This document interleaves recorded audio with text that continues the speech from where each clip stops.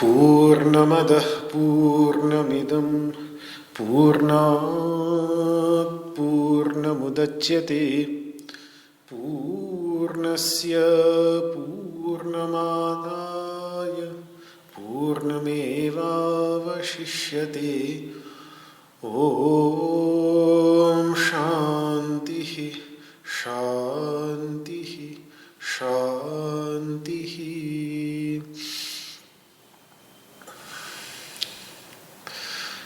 वसुदेवसुतं देवं कंसचाणूरमर्दनं देवकी परमानन्दं कृष्णं वन्दे जगद्गुरुम्। सर्वोपनिषदो गावो दोग्धा गोपालनन्दनः पार्थो वत्सः सुधीर्भोक्ता दुग्धं गीतामृतं महत्। न कामयेऽहं गतिमीश्वरात् पराम् अष्टर्धियुक्तां पुनर्भवं वा आर्तिं प्रपद्येऽखिलदेहभाजाम् अन्तस्थितो येन भवन्त्यदुःखाः।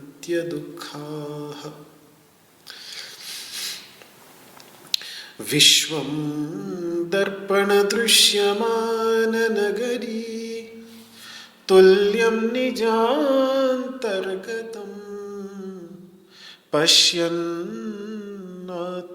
मायया बहिरिवोत् भूतं यथा निद्रया। यस्साक्षात्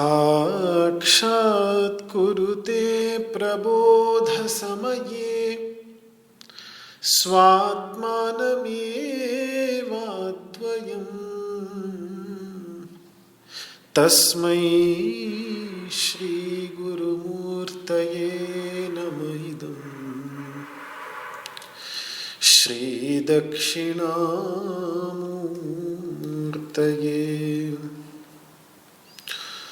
ॐ शान्तिः शान्तिः शान्तिः।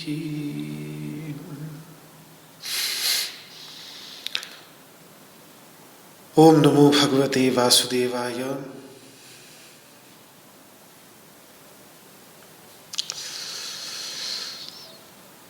अखंडानंद सरस्वती अध्यात्म केंद्र संत सेवा ट्रस्ट नेरुल नवी मुंबई के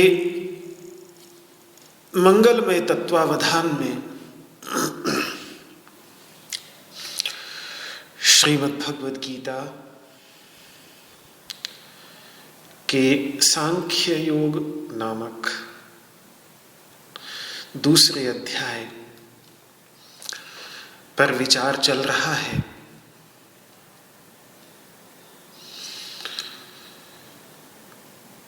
कल तक 5वें श्लोक में अध्ययन करते हुए हमने ये देखा कि अर्जुन ने भगवान के सामने अपनी व्यावहारिक समस्या रखते हुए ये कहा कि ऐसे भीष्म पितामह, गुरु द्रोणाचार्य जो मेरी पूजा के योग्य हैं, जिनके साथ युद्ध करना तो दूर, अपनी ओर से युद्ध करना तो दूर, वे आक्रमण कर दें मुझ पर तो मैं अपनी ओर से जवाब भी देना उचित नहीं समझता, क्योंकि वो गुरुजन हैं। और ऐसे गुरुजनों को युद्ध में जो बहुत प्रभावशाली हैं, उसमें मारने के स्थान पर अगर मुझे भिक्षाचर्या करके भी अपना जीवन व्यतीत करना पड़े तो वही मुझे श्रेयस्कर प्रतीत होता है। क्यों? क्योंकि यदि ऐसे गुरुजनों को मार भी दूंगा और मारकर जो भोग भोगूंगा, वो भोग जब इनके खून से सना होगा तो वो भोग, वो सुख के साधन मुझे सुख न देकर दुख ही देंगे, पश्चाताप की अग्नि में जलाएंगे और उनसे मुझे कोई जीवन में शांति और प्रसन्नता, क्योंकि श्रेय का संबंध जीवन में शांति से है, जीवन में प्रसन्नता से है। प्रसन्नता और शांति ये दोनों बहुत गहराई से जुड़े हुए शब्द हैं। प्रसन्न का अर्थ होता है ऐसा चित्त जो शांत हो गया हो। तो प्रसन्नता आती है, बैठ जाता है, चित्त स्थिर हो जाता है, तब ही जीवन के अंतर्गत शांति आती है। तो सुख के साधन भी मिल जाए, लेकिन अगर जीवन में शांति न हो, चैन न हो, आनंद न हो, तो फिर वो सुख के साधन न होंगे, अपितु दुख के साधन ही अधिक बनेंगे।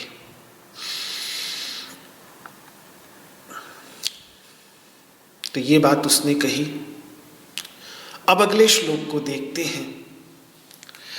इस श्लोक से यह स्पष्ट ही ज्ञात होता है कि भीष्म पितामह एवं द्रोणाचार्य से युद्ध करना पड़े, इस कीमत पर अर्जुन धृतराष्ट्र के पुत्रों तक से भी युद्ध नहीं करना चाहते।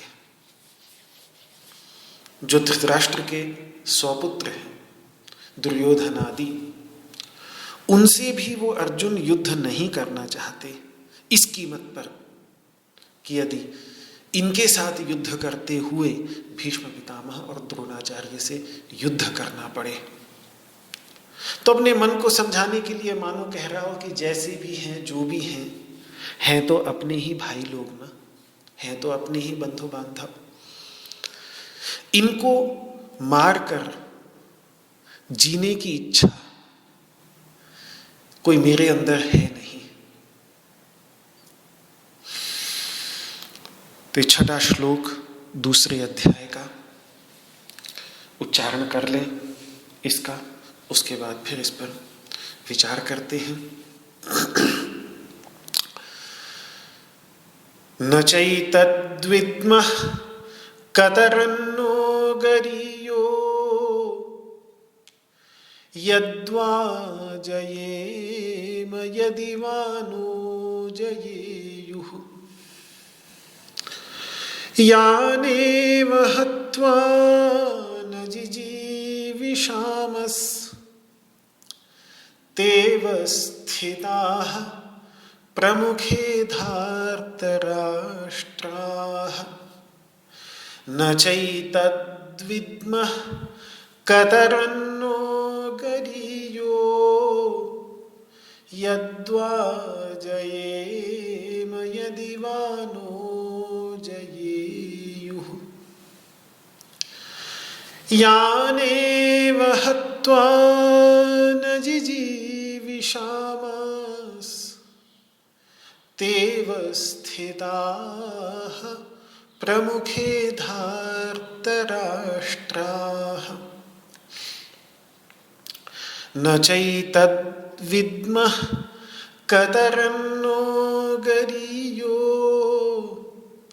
यद्वा जयेम यदि वा नो जयेयुः यानेव हत्वा न जिजीविषामस्तेव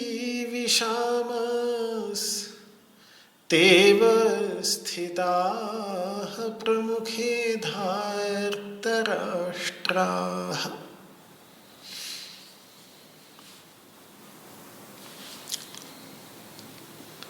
हम ये नहीं जानते, न चैतद्विद्मः, और हम ये भी नहीं जानते कि कतरन्नो गरीयो, कौन सा पक्ष अधिक गरिमामय है।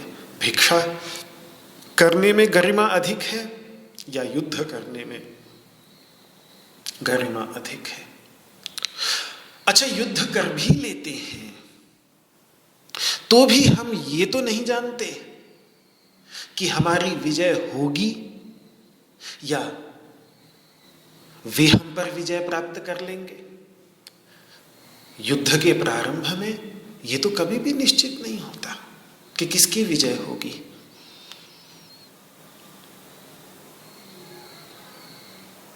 युद्ध में कब किसकी बाजी कैसे पलट जाए।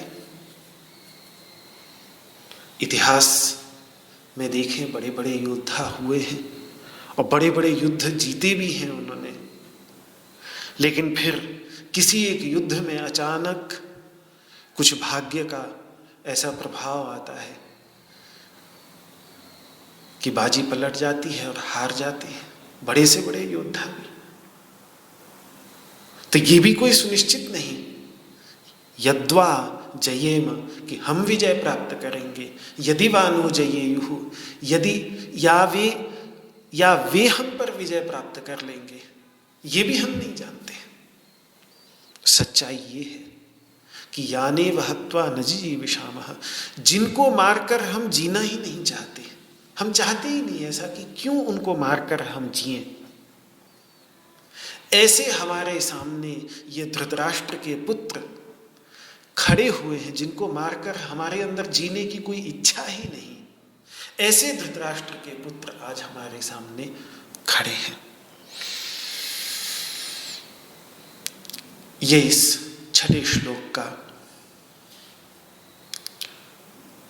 सीधा सरल अनुवाद है। अब इस पर और थोड़ा गहराई से विचार करें। न च एतद विद्मः कतरत् नः गरीयः, न च एतद विद्मः, और हम ये भी नहीं जानते कि कतरत्, ये जो 2 पक्ष मैंने आपके सामने रखे हैं प्रभु, एक भिक्षाचर्या का पक्ष और एक युद्ध का पक्ष, इन दोनों पक्षों में से नह यानी हमारे लिए गरीयः, गरीय शब्द गुरु से ही बनता है। गुरु का अर्थ होता है श्रेष्ठ, गरिमामय, गरिमापूर्ण। गुरु का अर्थ मैंने पहले ही बतलाया था, भारी। तो जिस पक्ष के अंतर्गत वजन अधिक हो, 2 में से एक पक्ष जिसके अंतर्गत वजन अधिक हो, जो अधिक प्रशंसनीय हो, जो अधिक श्रेयस्कर हो, जो श्रेय मार्ग की ओर ले जाने वाला हो, ऐसे पक्ष को 2 में से एक अधिक भारी हो, अधिक वजन वाला हो, तो उसको गरीय कहा जाता है। गुरुतर, गरीय कह लीजिए, गुरुतर कह लीजिए, अधिक गरिमामय, अधिक गरिमापूर्ण।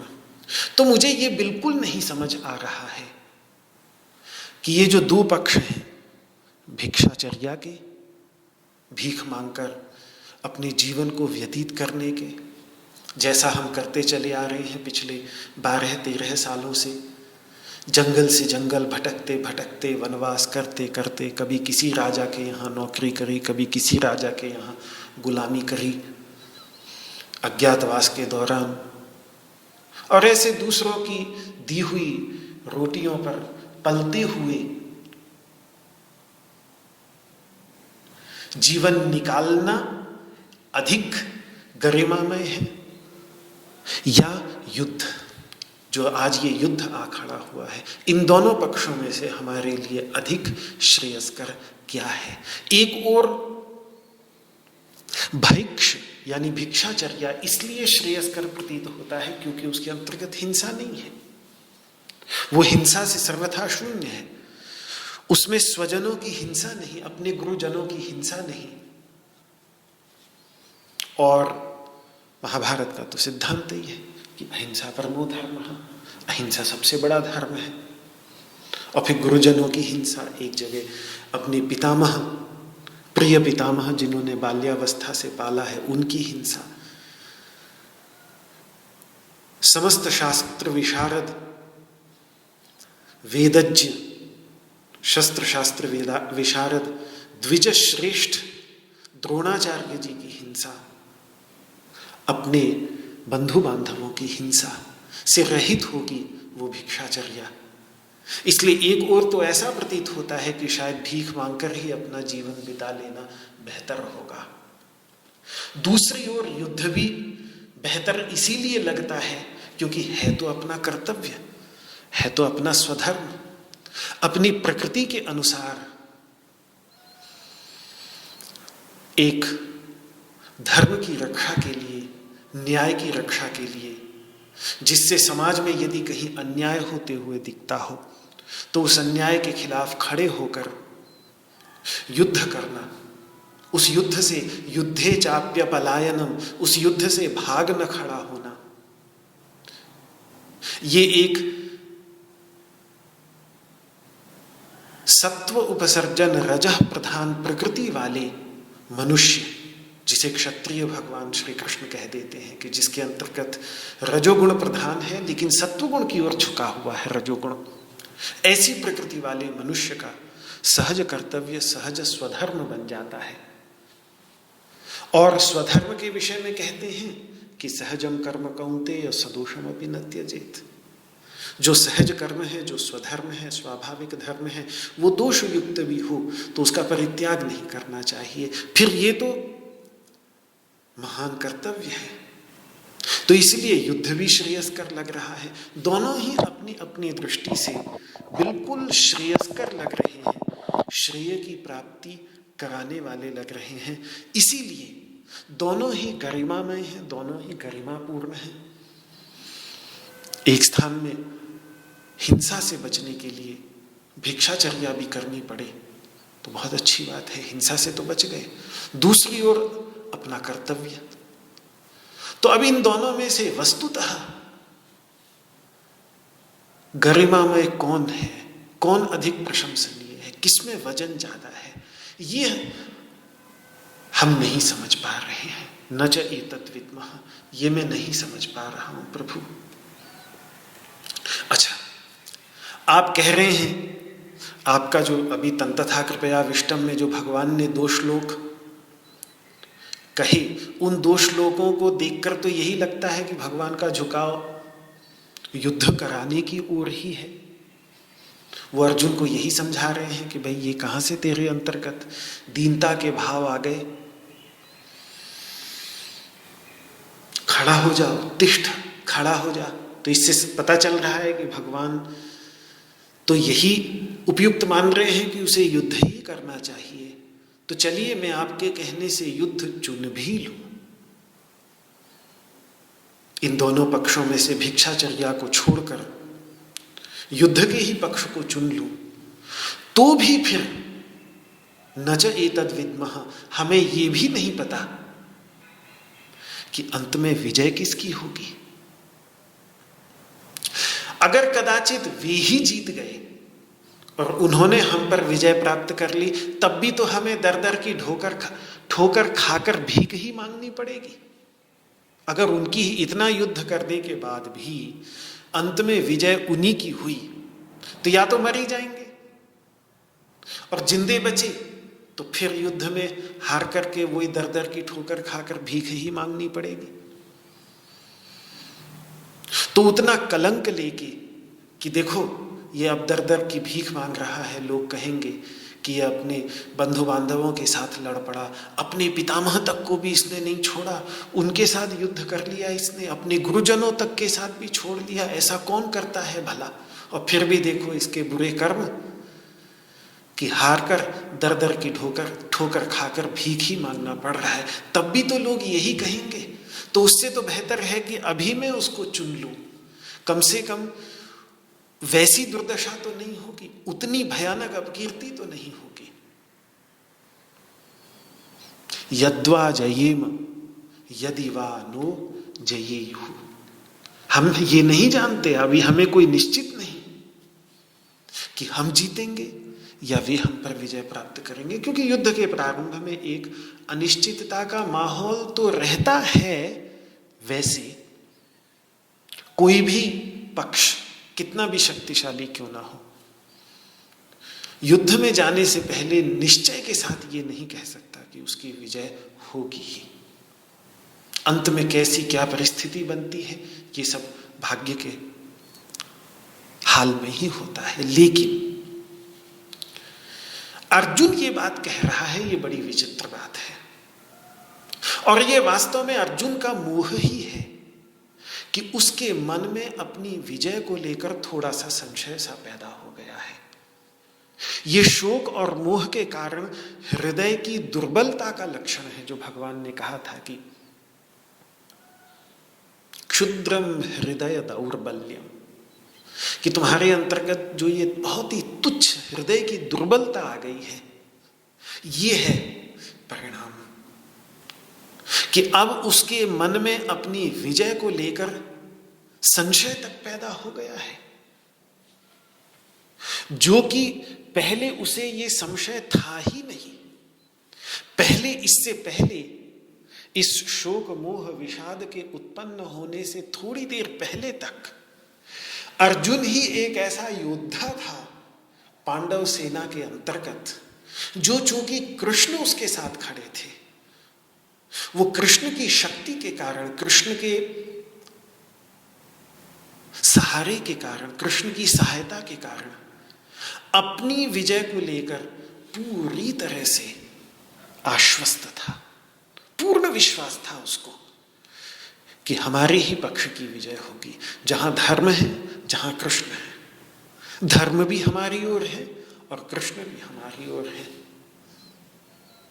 तो पराजय तो कभी हो ही नहीं सकती। तो संशय उसके अंतर्गत था ही नहीं। लेकिन यहां संशय साफ दिख रहा है, यद्वा जयेम, हम जीतेंगे कि नहीं, या यदि वा नो जयेयुः, या वे हमको जीत लेंगे, न चैतद्विद्मः, ये हमें नहीं पता। तो उसके अंतर्गत संशय पैदा हो गया। ये बड़ी विचित्र बात है, क्योंकि बार बार बहुत श्रेष्ठ पुरुष उसको ये कह चुके हैं कि विजय तो तुम लोगों की ही होगी, इसमें कोई संशय हमें नहीं है। यहां तक कि जब बलराम जी ने साफ देख लिया राजसभा में कि अब इस युद्ध से पीछे नहीं हटेंगे ये लोग, तो बलराम जी बहुत ही निष्पक्ष थे, क्योंकि बलराम जी का प्रेम अपने दोनों शिष्यों से बड़ा भारी और बराबर का प्रेम था।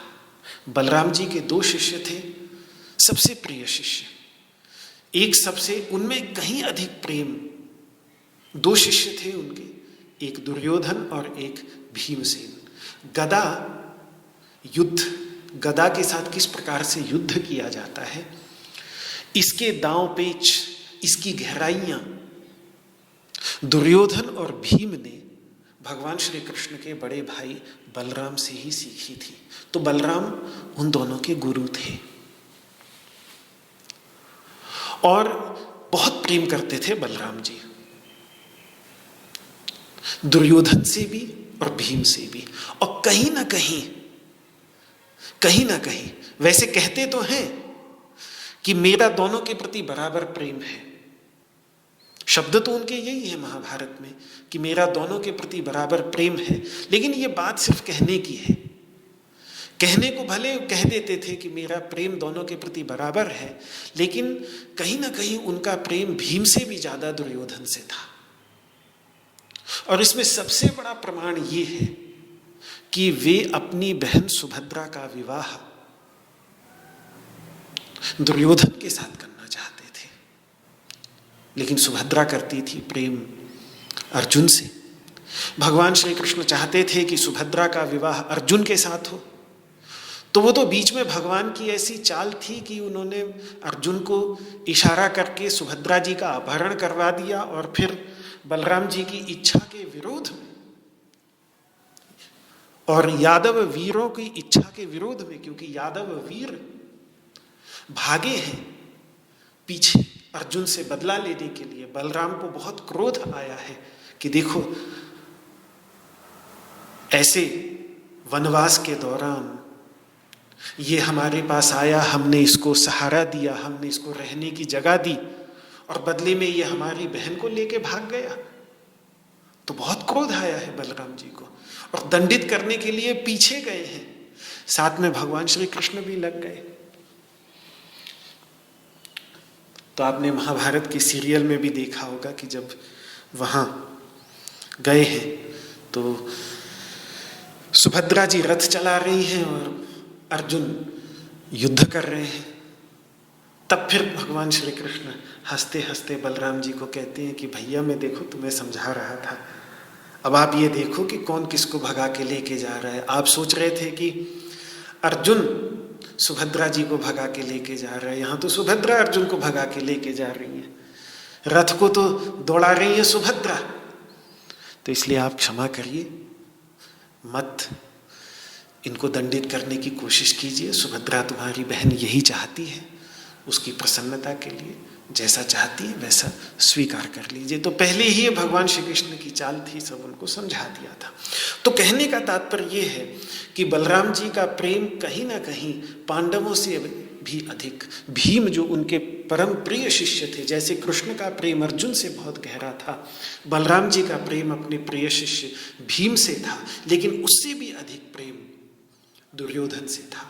और इसीलिए बलराम जी ने महाभारत में कई बार कृष्ण को कहा है कि आप मत इनके झगड़े में पड़िए, ये इनका पारिवारिक झगड़ा है, आप निष्पक्ष रहिए, हमें क्यों लड़ना इनके साथ, इनकी लड़ाई में, आपसी लड़ाई में हम क्यों पड़े, हमारे लिए तो दोनों ही प्रिय हैं। और बलराम जी ने राजसभा में घोषणा भी की है अंत में सबके सामने कि मैंने कृष्ण को बहुत समझाया कि इनके आपसी झगड़े में मत पड़ो, लेकिन युधिष्ठिर ये तुम्हारे प्रति इनका प्रेम है, अर्जुन ये तुम्हारे प्रति इनका प्रेम है कि मेरे इतने मना करने के बावजूद ये तुम लोगों के झगड़े में पड़े हैं। तो ठीक है, ये पढ़ना चाहते हैं पढ़े, पर मैं तो सरस्वती नदी के तट पर विद्यमान तीर्थों की यात्रा के लिए निकल जाऊंगा, मैं नहीं पढ़ूंगा। ये पढ़ते हैं, ये छोटा भाई मेरा पढ़े कृष्ण, तो कोई बात नहीं, मैं नहीं पढ़ूंगा। हाँ, जाते जाते भरी सभा में घोषणा जरूर उन्होंने ये कर दी कि विजय पांडवों की ही सुनिश्चित है। ध्रुवो जयः पांडवानाम इति मे निश्चिता मतिः। कुछ भी हो, कितना भी बलराम जी का दुर्योधन से प्रेम था, अंदर से जानते थे कि सही तो नहीं है, गलत कर रहा है, कृष्ण उसके साथ नहीं और धर्म भी उसके साथ नहीं, और कृष्ण कहीं ना कहीं से चाल चलकर पांडवों की विजय करवा ही देंगे। इसीलिए जाते जाते ये स्वीकार कर लिया उन्होंने कि ध्रुवो जयः पांडवानाम, पांडवों की विजय जो है वो ध्रुव है, अटल है। इति मे निश्चिता मतिः, इसमें मुझे कोई संशय नहीं। तो बलराम तक इस बात को कह चुके हैं, और वास्तव में तीर्थ यात्रा पर निकलने का कारण ही उनका ये था। वहीं रहते, वहीं रहे आते, कहते कि भाई मैं युद्ध में भाग नहीं लूंगा, लेकिन तीर्थ यात्रा पे जाने की क्या आवश्यकता है, वहीं रहे आते जहां पे थे। तो उन्हें इस बात का भय था कि जब वे पांडवों द्वारा कौरवों का संहार करते हुए देखेंगे तो दुर्योधन के प्रति बहुत प्रेम होने के कारण दुर्योधन के पक्ष का संहार होते हुए देख नहीं पाएंगे, और जब दुर्योधन को वो कष्ट में देखेंगे, दुर्योधन के पक्ष को कष्ट में देखेंगे और वो बुलाने आएगा, तो फिर वो अपने प्रेम के कारण उसकी उपेक्षा नहीं कर पाएंगे, और कहीं ऐसा न हो जाए कि फिर वो गलत पक्ष से यानी कौरव पक्ष से पांडवों के विरोध में युद्ध करने के लिए मजबूर न हो जाए। ये तक भय उनके अंतर्गत था। ये बात उन्होंने बहुत स्पष्ट कही है, नहीं शक्ष्यामि कौरव्यान नश्यमानान उपेक्षितुम। जब कौरवों का विनाश होगा, क्योंकि मुझे निश्चित है कि विजय पांडवों की ही होगी, और जब कौरवों का विनाश होगा तो उन विनाश होते हुए कौरवों को देखकर फिर मैं उनकी उपेक्षा नहीं कर पाऊंगा। मैं अपने को उनकी मदद करने से, उनकी सहायता करने से रोक नहीं पाऊंगा। इसलिए बेहतर यही होगा कि मैं अभी ही और फिर हारते हुए पक्ष की ओर से युद्ध करूं, तो इससे बेहतर यही होगा। और फिर हम दो भाई आपस में आमने सामने हों कि एक तरफ कृष्ण और एक तरफ बलराम, ऐसी स्थिति बने, तो इससे बेहतर यही है कि मैं सरस्वती नदी के तट पर विद्यमान तीर्थों की यात्रा करने के लिए निकल जाऊं। और ऐसा कहकर वो कुरुक्षेत्र तक आ गए थे कृष्ण के साथ और पूरी नारायणी सेना के साथ। और उधर ही नासा की खोज भी है कि उसी तरफ सरस्वती नदी बहती थी उस समय प्राचीन काल में। वहीं राजस्थान आज जहाँ रेगिस्तान है उस तरफ से फिर वो बहती हुई और अंत में समुद्र के अंतर्गत जाकर मिल जाती थी। ऐसा जो नासा की खोज है उसके अनुसार ये बात निकल के आती है सरस्वती नदी। तो उस नदी के तट पर जो तीर्थ थे, उन तीर्थों की यात्रा में वो निकल गए। तो मुझे इसीलिए उनका भाव यही समझ में आता है कि उनके मन में ये भय था कि यदि मैं यहाँ से निकला नहीं तो फिर जब कौरवों को पांडवों से हारते देखूंगा तो दुर्योधन के प्रति बहुत प्रेम होने के कारण मैं कहीं कौरवों की सहायता करने के लिए दौड़ न पड़ूं। पर दृढ़ निश्चय था उनको कि विजय पांडवों की ही होगी, कौरवों का संहार अवश्य होगा। ये बहुत दृढ़ निश्चय था बलराम जी को, बहुत खुले उसमें उन्होंने सभा के अंतर्गत ये बात कही थी।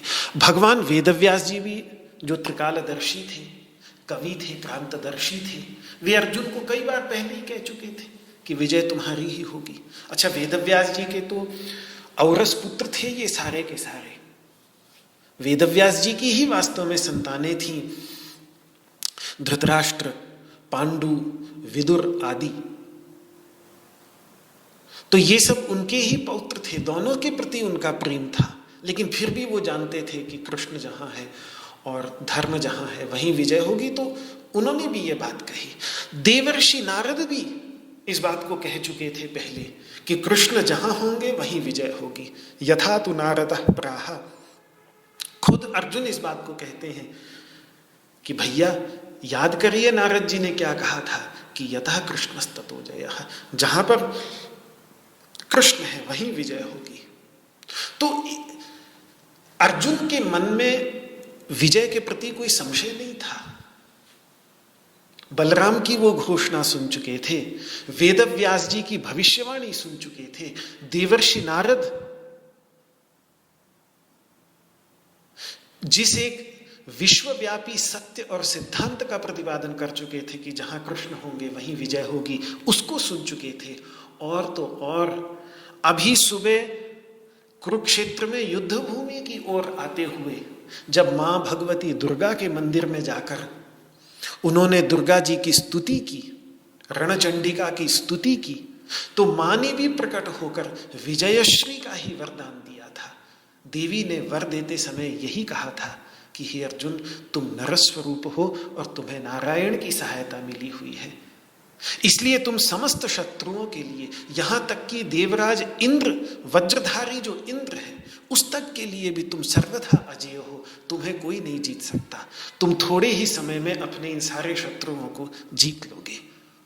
स्वल्पे नैव तु कालेन शत्रुं जेष्यसि पांडवा, नारायण सहायवान, तुमको तो नारायण की सहायता मिली है। अजेयस्त्वं रणे, तुम अजेय हो संग्राम के अंतर्गत। अपि वज्रभृतः स्वयं, चाहे वो वज्रधार इंद्र ही क्यों ना हो, उनके लिए भी तुम अजेय हो जब तुमको नारायण की सहायता मिली है। तो मां भगवती दुर्गा ने भी विजयश्री का वर दिया है। कृष्ण तो बार बार कहते ही रहते थे कि पांडवों की ही विजय होगी, इसीलिए अर्जुन को अपनी विजय को लेकर कभी कोई संशय था ही नहीं। और इसमें कई प्रमाण हैं जो उससे पहले की घटी कम से कम 2 घटनाएं ऐसी हैं जिनको देखकर पता चलता है कि अर्जुन को कितना दृढ़ निश्चय था कि विजय मेरी ही होगी। उसके मन में कहीं कोई संशय नहीं था। मैं आपको इसलिए ये सब बतला रहा हूं क्योंकि यहां अर्जुन जो अपना संशय दिखा रहा है कि यद्वा जयेम यदि वानो जयेयुः, ये बहुत ही उसकी विचित्र अवस्था है। इससे पहले अपनी विजय को लेकर वो कितना आश्वस्त था, ये हम इससे पहले की घटी घटनाओं में हमें साफ दिखता है। एक प्रमाण मैं आपके सामने, 2 प्रमाण दूंगा। क्यों इतना आश्वस्त था वो तो मैंने आपको बतला दिया। वो इतना आश्वस्त इसीलिए था कि देवर्षि नारद जी ने, महर्षि वेदव्यास ने, बलराम जी ने, स्वयं कृष्ण ने, स्वयं भगवान श्री कृष्ण ने, भगवती दुर्गा ने, सभी ने एक स्वर से घोषणा की थी कि विजय पांडवों की ही होगी। और आप ये भी कह सकते हैं कि भाई इतना सब कुछ सुन लेने के बाद भी हो सकता है अर्जुन अपने विजय को लेकर आश्वस्त नहीं रहा होगा, तो ऐसा नहीं है, बहुत आश्वस्त था। कहते हैं उसी दिन, कुछ युद्ध शुरू होने से कुछ दिन पहले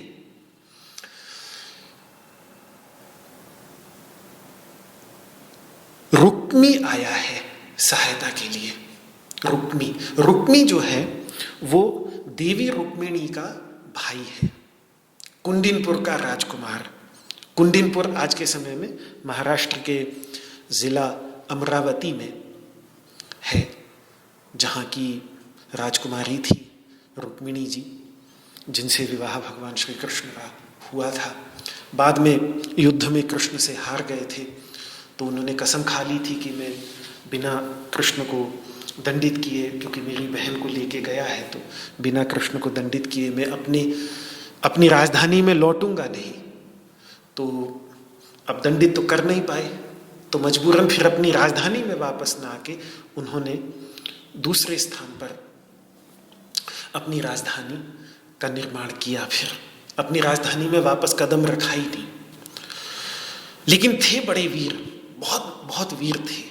इंद्र देवता से प्राप्त हुआ विजय नामक दिव्य धनुष था उनके पास, और एक अक्षौहिणी सेना थी मराठा वीरों की। तो लगा लीजिए, महाराष्ट्र के तो मराठा वीर तो प्रसिद्ध ही हैं भारतवर्ष के इतिहास में। और ऐसे मराठा वीरों की एक अक्षौहिणी सेना लेकर पांडवों की सहायता के लिए जब वो आए, तो स्वाभाविक है, भगवान श्री कृष्ण के साले थे युधिष्ठिर आदि पांडवों ने पहले तो खूब स्वागत किया उनका, और तब तक वो भी कहते थे कि अब कृष्ण मेरी बहन के पति ही हैं, तो मुझे कृष्ण को प्रसन्न करने के लिए पांडवों के पक्ष से ही युद्ध करना चाहिए, जिससे कृष्ण भी मुझ पर प्रसन्न होंगे।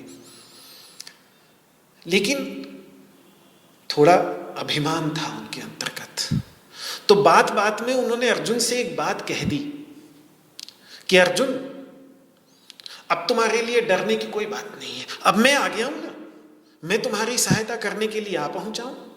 सहायोस्मि स्थितो युद्धे यदि भीतोसि पांडव, हे पांडव यदि तुम डरे हुए हो, यदि तुम्हारे अंतर्गत डर है, तो अब उस डर को निकाल दो, मैं आ गया ना तुम्हारी सहायता करने के लिए। अर्जुन तो हंस पड़े और ऐसे ऐसे मर्मभेदी शब्द बोले हैं कि वहां वनवास में जब नमुची राक्षस मुझ पर आक्रमण कर रहे थे, तो उस समय आप कहाँ थे? उस समय आप सहायता करने के लिए नहीं आए। अपने जीवन की 8-10 घटना ऐसी गिना दी कि उस समय कहाँ थे आप? उस समय तो आए नहीं आप सहायता करने के लिए, अब बात कर रहे हैं। अरे, ना तो मैं डरा हुआ हूं और ना मुझे किसी की सहायता की आवश्यकता है। तब भी मैंने वो सारे युद्ध अकेले ही जीते हैं, आज भी इस युद्ध को मैं अकेले जीतने की क्षमता रखता हूं, सक्षम हूं। हाँ, मुझे जिनकी सहायता चाहिए थी, उन वासुदेव श्री कृष्ण की सहायता मुझे पहले से मिल चुकी है। वासुदेव सहायवान, तो इसीलिए नास्मि भीतो महाबाहो, मैं कोई डरा हुआ नहीं हूं। आप ऐसा ना कहें कि मैं डरा हुआ हूं। और सहायार्थश्च नास्ति में, और मुझे किसी की सहायता की आवश्यकता नहीं है, मैं युद्ध अकेले जीत सकता हूं। इसीलिए आप चाहें तो रहें, आपका स्वागत है, और आप कहीं अन्यत्र जाना चाहें, वापस जाना चाहें, दुर्योधन को अपनी सहायता देना चाहें, तो भी आपका स्वागत है, आप जा सकते हैं। यथा कामम यथा योगम गच्छवा अन्यत्र तिष्ठवा, जैसी आपकी इच्छा हो आप रहें जाएं, दोनों ही स्थितियों में आपका स्वागत है। मैं डरा हुआ नहीं हूं। अर्जुन का स्वाभिमान भड़क गया, कहा मुझे आप कह रहे हैं कि मैं डरा हुआ हूं। तो रुक्मी दुर्योधन के पास गए, दुर्योधन ने भी कुछ ज्यादा सम्मान नहीं किया, तो रुक्मी महाभारत युद्ध से अलग हो गए। तो ये बात कही जाती है कि उस समय भारतवर्ष के अंतर्गत जितने भी बड़े बड़े राजा महाराजा थे, उनमें से केवल 2 महारथी ऐसे थे जिन्होंने अपने को महाभारत युद्ध से अलग रखा, एक बलराम और एक रुक्मी। ये 2 इन्होंने अपने आप को महाभारत युद्ध से अलग रखा है। तो ये जो घटना घटित हुई है रुक्मी के साथ, इसको देख के पता चलता है कि अर्जुन अपनी विजय को लेकर कितने आश्वस्त थे कि उन्होंने साफ मना कर दिया कि आप कैसी बात कर रहे हैं, मेरे अंदर कोई भी भय नहीं है और ना मुझे किसी की सहायता की आवश्यकता है, मैं अकेले ही इस युद्ध को जीत सकता हूं। ये पहला प्रमाण है। और दूसरा प्रमाण कि अर्जुन अपनी विजय को लेकर कितने आश्वस्त थे, इसका दूसरा प्रमाण यह है कि सुबह सुबह अभी ही इसी दिन, जिस दिन की यह घटना है, इसी दिन सुबह की घटना यह है कि अर्जुन को विषाद होने से पहले युधिष्ठिर को भी विषाद हुआ है। लेकिन चूंकि गीता में नहीं है, गीता के से पहले की घटना है, इसीलिए उस पर कम बात होती है। पर युधिष्ठिर को भी कौरव सेना देखकर बड़ा विषाद हुआ है। लेकिन अर्जुन और युधिष्ठिर के विषाद में थोड़ा सा अंतर था। अर्जुन के विषाद के मूल में स्वजनों के प्रति प्रेम था, युधिष्ठिर के विषाद के मूल में अपनी विजय को लेकर संशय था। जो संशय उस समय पैदा हुआ जब उन्होंने कौरव सेना को भीष्म पितामह द्वारा अक्षोभ्य अभेद्य व्यूह में, ऐसे व्यूह में खड़े हुए देखा जिस व्यूह को भेदना ही असंभव था। भेदना तो छोड़ो, उसके अंतर्गत केवल कुछ उथल पुथल पैदा करना, क्षोभ पैदा कर पाना भी असंभव था। इसीलिए उस व्यूह का नाम ही था अक्षोभ्य व्यूह। ऐसा व्यूह जिसमें क्षोभ तक भी न पैदा किया जा सके, उथल पुथल तक भी नहीं। भेदना तो छोड़िए, अभेद्य तो है ही, पर अक्षोभ्य तक है, और ऊपर से भीष्म पितामह खड़े हैं। तो जब उन्होंने, धर्मराज युधिष्ठिर ने ऐसे व्यूह में खड़ी हुई सेना को देखा तो उनको अपनी विजय को लेकर संशय पैदा हो गया। तो उस समय अर्जुन ने ही उन्हें उनकी विजय के प्रति आश्वस्त करते हुए ये कहा था कि भैया कैसी बात कर रहे हो आप, कृष्ण के 2 ही तो धर्म हैं, जो जहां कृष्ण होता है वहीं ये दोनों धर्म होते हैं, विजय और विनय। कृष्ण जहां खड़ा है वहीं विजय है और वहीं विनय है। गुणभूतो जयः कृष्णे पृष्ठतो भेदि माधवम। विजय जो है वो कृष्ण का सामान्य गुण है, धर्म है, वो माधव के पीछे पीछे चलता है। विजय श्री माधव के पीछे पीछे चलती है। तद यथा विजयश्चास्य सन्नतिश्चापरो गुणः। जैसे विजय उनका गुण है, ऐसे ही सन्नति सबके सामने, मतलब इतने महान विजयश्री जिनके पीछे हमेशा चलती हो, तब भी उनके अंतर्गत सन्नति, सबके सामने झुकना, सबको प्रणाम करना, सबके सामने झुकना, ये उनका बहुत महान गुण है। भागवत में, महाभारत में, विशेषकर महाभारत के अंतर्गत हम देखते हैं कि भगवान श्री कृष्ण जब भी युधिष्ठिर को मिलते हैं तो युधिष्ठिर अंदर से भले ही भक्त हों भगवान श्री कृष्ण के, लेकिन रिश्ते में बड़े होने के कारण भगवान श्री कृष्ण उनके पैर ही छूते हैं। तो सबके सामने झुकते थे, पत्तल तक, झूठी पत्तल उन्होंने उठाई है युधिष्ठिर के राजसूय यज्ञ में। तो विजय और विनय, ये 2 भगवान श्री कृष्ण के अद्भुत गुण हैं, और इसीलिए वो कहते हैं कि जहां कृष्ण है वहां विजय सुनिश्चित है। अनंत तेजा गोविंदः, गोविंद का तेज अनंत है। शत्रुपुगेषु निर्व्यथः, शत्रुओं की कितनी भी भीड़ क्यों ना लग जाए, कितना भी बड़ा संघ क्यों ना आ जाए, वो कभी भी व्यथित नहीं होते। ऐसे यतः कृष्णस्ततो जयः, जहां कृष्ण है वहीं विजय है। तो दो घटनाओं से स्पष्ट प्रतीत होता है कि अपनी विजय को लेकर अर्जुन कितना अधिक आश्वस्त था। लेकिन अब यदि अर्जुन कह रहा है कि यद्वा जय में यदि वानो जयेयुः, जिसमें स्पष्ट ही वे अपनी विजय को लेकर संशय से ग्रसित दिख रहे हैं, उनका विश्वास दिख गया है, तो ये शोक मोह के कारण उत्पन्न हुआ हृदय का दौर्बल्य ही है, हृदय की दुर्बलता ही है। इसी को भगवान कह रहे थे कि क्षुद्रम हृदय दौर्बल्यम त्यक्त्वा उत्तिष्ठ। तो यहां दिख रहा है हमको कि उसे छोड़कर खड़ा होना तो छोड़िए, वो छोड़ तक नहीं पा रहे हैं उस हृदय की दुर्बलता को। जिसने उनमें अपनी विजय को लेकर विद्यमान जो दृढ़ अटल निश्चय था, वहां भी प्रश्न चिन्ह लगा दिया है, उसको भी डिगा दिया है। और वो ये कह रहे हैं कि यद्वा जयम यदि वानो जयेयुः, हम ये नहीं जानते कि वे हम पर विजय प्राप्त करेंगे या हमारी विजय सचमुच में होगी भी कि नहीं। शोक, मोह, विषाद और इनके परिणाम स्वरूप, शोक और विषाद के परिणाम स्वरूप जो मोह यानी जो वैचारिक अस्पष्टता, केवल शरीर उसका कमजोर नहीं है कि वो ढह पड़ा हो, पीछे बैठ गया हो, उसका दिल भी कितना कमजोर हो गया। और वास्तव में वो दिल की ही कमजोरी थी जो शरीर में उसके दिख रही है। वो दिल की कमजोरी यहां आकर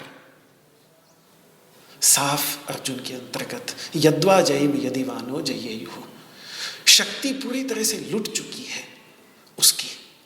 और ऐसे क्षणों में जब और कुछ उसको नहीं समझ में आ रहा है, तो ये देखिए, ये वो क्षण है जिस क्षण के तुरंत बाद फिर वो भगवान श्री कृष्ण को पूर्ण आत्मसमर्पण कर देगा, श्री कृष्ण की शरण ले लेगा। ये श्री कृष्ण की शरण लेने से पहले की अवस्था है उसकी, क्योंकि अगले श्लोक में शरणागति है, अगले श्लोक में वो भगवान श्री कृष्ण की शरण लेगा। उससे तुरंत पहले के श्लोक में कहां से कहां बात पहुंच गई है अर्जुन की।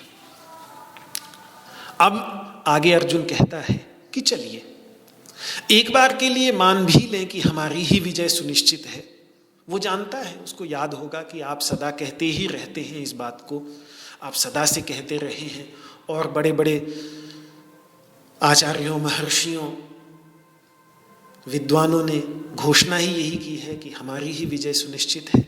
वह बात सच ही हो जाती है, और यदि कदाचित हम जीत भी जाते हैं तो भी वो विजय सफल नहीं होगी, क्योंकि उस विजय की कीमत होगी धृतराष्ट्र के पुत्रों की मृत्यु, जो हमारे अपने ही भाई हैं। ऐसी विजय की कीमत मैं नहीं देना चाहता प्रभु, क्योंकि सत्य ये है कि इन्हें मारकर जीने की इच्छा हमने नहीं। हम कभी ये नहीं चाहेंगे कि अपने भाई बंधुओं को मारकर उनके खून से सने राज्य पर हम शासन करें। ये हम भला कौन अपने सैकड़ों बंधु बांधवों को मारकर जीना चाहेगा? जो भी है, जैसे भी है तो अपने बंधु बांधव ही, अपने कुल के ही, अपने परिवार के ही। अपने कुल का, अपने परिवार का स्वयं ही नाश कौन करता है भला? अपने दांत जब अपनी जीभ को कुच देते हैं तो कौन जाकर अपने उन दांतों को तोड़ता है? कोई नहीं। यही बात वो इस श्लोक के उत्तरार्ध में कह रहा है कि यानेव हत्वा न जिजीविषामः तेव स्थिताः प्रमुखे धार्तराष्ट्राः। यान हत्वा, जिन्हें मारकर, न एव जिजीविषामः, नहीं ही हम जीना चाहते, जिन्हें मारकर हमारे अंदर जीने की कोई इच्छा ही नहीं है, ऐसे ते धार्तराष्ट्राः, ऐसे धृतराष्ट्र के ये स्वपुत्र प्रमुखे अवस्थिताः, हमारे सामने खड़े हुए हैं। कहीं ना कहीं क्योंकि वो पीछे कुलस्त्रियों की बात भी कर चुका है। तो मुझे लगता है कि कहीं ना कहीं बात उसके मन में ये है कि यदि हम धृतराष्ट्र के इन पुत्रों को युद्ध में मार भी देंगे तो इनके पीछे से बची हुई इनकी स्त्रियों, इनकी पत्नियों, इनकी बहनों, इनकी माताओं, इनकी बेटियों और इनके बेटों का करुण विलाप सुनकर कौन जीना चाहेगा? उस दारुण विलाप को सुनकर किस सज्जन का हृदय विदीर्ण नहीं होगा? जब इनको हम मार देंगे और फिर इनके परिवार के लोगों का पीछे, क्योंकि वापस फिर हमने वही उन्हीं लोगों के पास जाना है, और फिर जब उनका विलाप सुनना पड़ेगा तो ऐसे में कौन जीना चाहेगा? उस समय धिक्कारेगा हमारा हृदय हमें, हमारा जमीर हमें धिक्कारेगा। तो इसीलिए जिन बंधु बांधवों को मारकर हम जीना तक नहीं चाहते, तो फिर उन्हें मारकर विषय सुख साधनों के उपभोग करने का तो प्रश्न ही नहीं उठता। जीना तक नहीं, वो तो ये कह रहा है हम तो जीना भी नहीं चाहते इन्हें मारकर, तो फिर इन्हें मारकर इनके ही विषय सुख साधनों के उपभोग करने का प्रश्न ही नहीं उठता। ये तो दुर्योधन ने छल किया, दुर्योधन ने हमें वनवास में भेज दिया, दुर्योधन ने हमारी संपत्ति हड़प ली, लेकिन हमें मारा तो नहीं। तो ये तो दुर्योधन ने भी नहीं किया, आज हम जिंदे ही खड़े हैं। और चलो उसने कोशिश की भी है तो इसीलिए की कि वो दुष्ट था। कई बार उसने मारने की 1-2 बार कोशिश की है वनवास के दौरान ही, लेकिन अब वो दुर्योधन था, वो दुष्ट था, हम तो वैसे दुष्ट नहीं, तो हम तो कभी भी ऐसा नहीं करना चाहेंगे। तो ये बात अर्जुन ने भगवान श्री कृष्ण के सामने रखी। यदि आप गहराई से देखेंगे तो पाएंगे कि इन 2 श्लोकों में, ये श्लोक संख्या 5 और 6, इन 2 श्लोकों में अर्जुन ने कुछ ऐसे विशेषण दिए हैं जिसमें कृष्ण के आक्षेपों का समाधान है। कृष्ण ने कहा था कि अर्जुन तुम्हें युद्ध नहीं छोड़ना है, इसकी मेरे पास में 3 वजह हैं। अनार्य जुष्टम, आर्य लोग युद्ध का परित्याग नहीं करते, युद्ध का सेवन करते हैं। ये युद्ध का परित्याग, युद्ध के प्रति जो ये भाव हैं तुम्हारे, ये आर्यों के भाव नहीं दिखते। ये स्वर्ग की ओर ले जाने वाला नहीं है, दूसरी वजह। और तीसरी वजह ये अपकीर्ति करने वाला। 3 वजह भगवान श्री कृष्ण ने दी थी। अनार्य जुष्टम क्लैब्यम मास्मगमः पार्थ नैतत्त्वय्युपपद्यते क्षुद्रम हृदय दौर्बल्यम त्यक्तोत्तिष्ठ परंतप। और उससे पहले कुतस्त्वा कश्मल विदम, ये कश्मल तुम्हारे अंतर्गत कहां से आ गया? क्योंकि ये कश्मल अनार्य जुष्ट है, अस्वर्ग्य है, अकीर्तिकर है। ये दूसरे श्लोक में भगवान ने बात कही।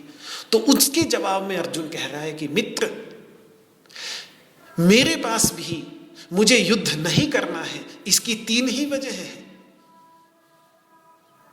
युद्ध करना भी मेरी दृष्टि से अनार्य जुष्ट ही है, अस्वर्ग्य ही है और अकीर्ति कर ही है।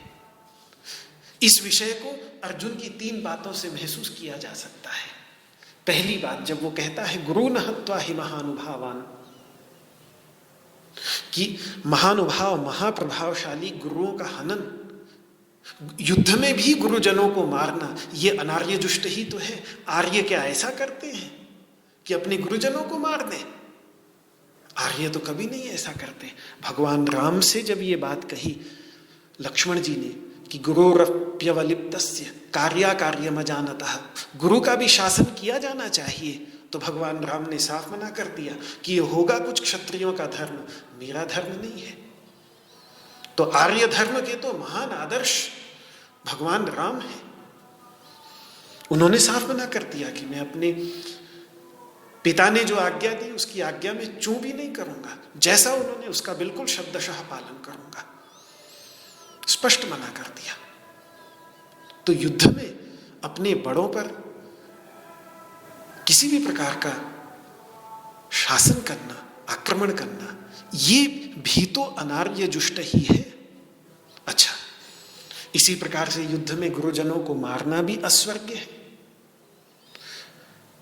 क्योंकि उनको मारकर जो राज्य भोग रूप फल मिलेगा वो केवल, वो कह रहा है कि इस संसार तक ही सीमित होगा, स्वर्ग में उसका कोई सुफल नहीं मिलेगा। ये बात एव से ध्वनित हो रही है। हत्वार्थ कामांस्तु गुरून् इहैव भुंजीय भोगान। हम यहीं पर ही भोगों को भोग पाएंगे जो रुधिर में सने हुए होंगे, पर उन भोगों को हम यहीं इसी संसार में भोग पाएंगे। स्वर्ग में तो किसी भी प्रकार की भोग की कोई संभावना है ही नहीं, क्योंकि गुरुजनों को मारने का जो भयानक पाप मिलेगा उसके परिणाम स्वरूप स्वर्ग में हमको भोग मिल जाए, इसकी कोई संभावना नहीं है।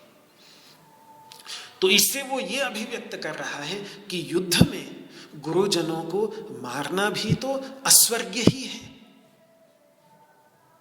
और तीसरी बात जो भगवान ने कही, अकीर्तिकरम, वो अपकीर्ति करने वाला है। तो ये जो रुधिर प्रतिग्धान उनके खून से सना हुआ और उसके परिणाम स्वरूप जो पश्चाताप होगा, उसके परिणाम स्वरूप जो खून से सने हुए भोगों को हम भोगेंगे तो समाज क्या कहेगा। और यहां धृतराष्ट्र के पुत्रों को मारकर हम जीना नहीं चाहते। क्यों नहीं जीना चाहते? क्योंकि फिर जो हमारी अपकीर्ति होगी कि देखो इसने अपने ही कुल का विनाश किया है, ये अपने ही कुल का घाती है। गुरुजनों को मारकर जो हमारी अपकीर्ति होगी, अपने बंधु बांधवों को मारकर जो अपकीर्ति होगी, इनमें से कोई भी गुरुजनों को मारना, बंधु बांधवों को मारना न आर्यजुष्ट है, न स्वर्ग की ओर ले जाने वाला है और न ही कोई कीर्ति प्रदान करने वाला है। लोग यही कहेंगे कि देखो अपने गुरुजनों के, अपने बंधु बांधवों के खून से सने राज्य का उपभोग कर रहा है। तो हे कृष्ण, आपके पास यदि 3 वजह हैं युद्ध ना छोड़ने की, तो मेरे पास भी युद्ध ना करने की यही 3 वजह हैं। इन्हीं 3 वजहों से तो मुझे लग रहा था कि मुझे युद्ध नहीं करना चाहिए।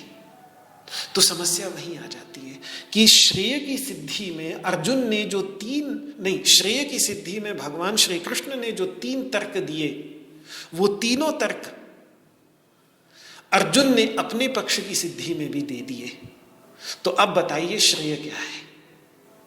आपका पक्ष कि युद्ध नहीं छोड़ना है, या मेरा पक्ष कि युद्ध नहीं करना है? इसका निर्णय तो हुआ नहीं, और ना मैं निर्णय करवाने में प्रभु समर्थ हूं। मैं नहीं इसका निर्णय कर सकता कि श्रेय क्या है। अब आएगा अर्जुन का वो महत्वपूर्ण वाक्य जो श्री कृष्ण को एक मित्र से गुरु में परिवर्तित हो जाएगा। उनके अंतर्गत जो गुरु तत्व अभिव्यक्त होगा, गुरु तत्व प्रकट होगा, वो केवल एक अर्जुन के गुरु नहीं अपितु जगत गुरु बन जाएंगे, श्रीमद् भगवद गीता के उपदेष्टा बन जाएंगे। श्री कृष्ण के अंतस्थल में इस परिवर्तन को जन्म देने वाला श्लोक, इसीलिए मेरी दृष्टि से श्रीमद् भगवद गीता के सबसे महत्वपूर्ण श्लोकों में से है, चूंकि ये बतलाता है कि अधिकारी कैसा होना चाहिए।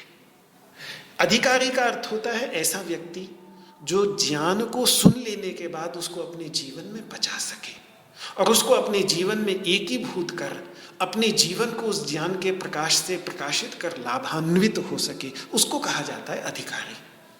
और जो अधिकारी नहीं होता, उसको जानकारी मिल भी जाए तो वो स्वयं लाभान्वित नहीं हो पाता, क्योंकि अधिकारी नहीं है। गीता पढ़ लेगा लेकिन लाभान्वित जो होना चाहिए वो नहीं हो पाएगा। अगर लाभान्वित होना है, अगर वास्तव में लाभ लेना है, तो अर्जुन का जो ये श्लोक है 7वां श्लोक, इसका गहराई से चिंतन करना होगा और परीक्षा करनी होगी कि क्या वे भाव हमारे अंतर्गत है, क्या वो शरणागति क्या है, वो शिष्य भाव क्या है, वो उपदेश के प्रति स्वीकृति कैसी है, वो प्रश्न पूछने की भावना कितनी है। ये सब परीक्षा जब हम अपने अंतर्गत करेंगे और इन सद्गुणों को, जो सद्गुण यहां अर्जुन के अंतर्गत दिख रहे हैं, इन सद्गुणों को अगर हम अपने अंतर्गत लाएंगे और पाएंगे तो फिर वास्तव में श्रीमद् भगवद गीता के उपदेश से, वैसे तो केवल कोई गीता का बिना समझे पाठ भी कर ले तो उसी में वातावरण शुद्ध हो जाता है, उसी में अंतःकरण शुद्ध हो जाता है, उतना भी लाभान्वित तो करता ही है।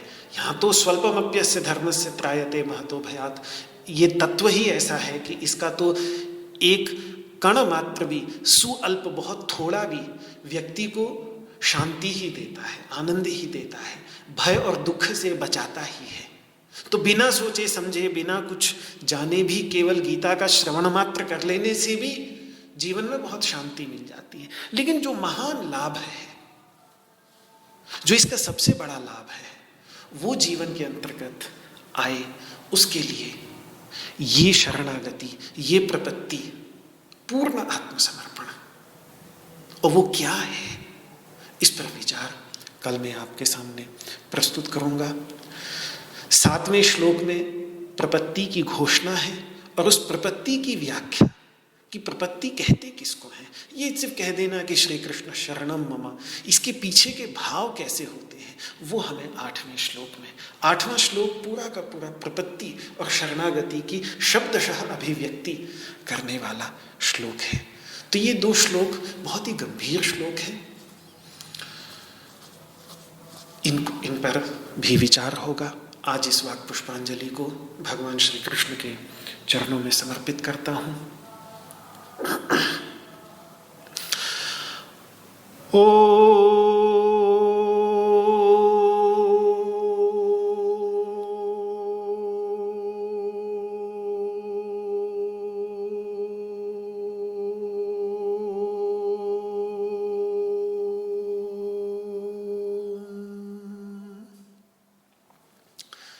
सर्वे भवन्तु सुखिनः, सर्वे सन्तु निरामयाः, सर्वे भद्राणि पश्यन्तु, मा कश्चित् दुःखभाग् भवेत्।